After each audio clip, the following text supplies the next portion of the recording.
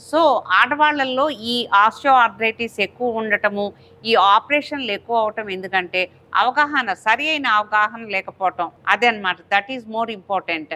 ఇప్పుడు పిల్లలు ఎడ్యుకేటెడ్ ఉన్నారు కాబట్టి పిల్లలకి మీ బాధ ఏంటో చెప్పండి.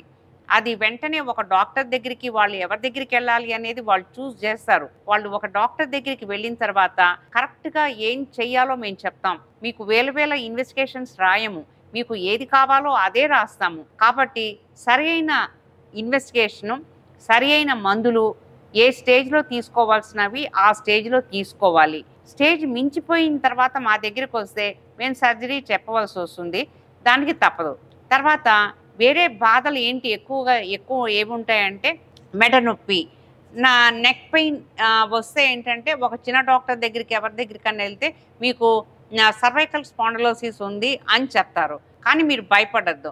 సర్వైకల్ స్పాండిలోసిస్ అనేది ఒక అరుగుదల. అది యూజువల్‌గా అంత యంగ్ ఏజ్‌లో అంత స్పాండిలైటిక్ చేంజెస్ ఏమి ఉండవు. మీరు ఎక్స్‌రే తీసిన తర్వాత మైల్డ్ చేంజెస్ ఏమన్నా ఉన్నా కూడాను మీకు నెక్‌కి సంబంధించిన ఐసోమెట్రిక్ ఎక్సర్‌సైజెస్ అని చెప్తారనమాట. ఆ ఐసోమెట్రిక్ ఎక్సర్‌సైజెస్ తోటి మీకు సరియైన ట్రీట్మెంట్ జరుగుతది. కొంత ప్రిగెబెలిన్ అనే ఒక కాంపోనెంట్ ఇస్తాము. అది రాత్రిపూట వేసుకోవాలి. ఒక మజిల్ రిలాక్సెంట్ ఇస్తాము. అది పొద్దున పూట బ్రేక్‌ఫాస్ట్ చేసిన తర్వాత వేసుకోవాలి.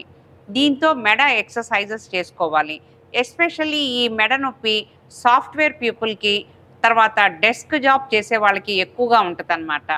తర్వాత రేర్ కండిషన్స్ ఎవరికైనా కొంతమందికి డిస్క్ ప్రొలాప్స్ ఉంటది. ఆ డిస్క్ ప్రొలాప్స్ ఉండే వాళ్ళకి చెయ్యి బాగా లాగటము, జుమ్ జుమ్ అని బాగా నొప్పిగా ఉండటము, తిమ్మిర్లెక్కటము, తర్వాత గ్లాస్ పట్టుకోవటం కూడా కష్టంగా ఉండటము, ఇవన్నీ డిస్క్ ప్రొలాప్స్ సింప్టమ్స్ అనమాట.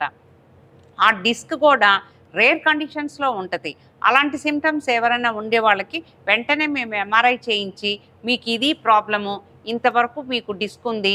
ఈ డిస్క్ మీకు ఇట్లా కంప్రెస్ చేస్తుంది కాబట్టి ఈ తిమ్మిర్లు రావటము ఇవన్నీ చేస్తాము.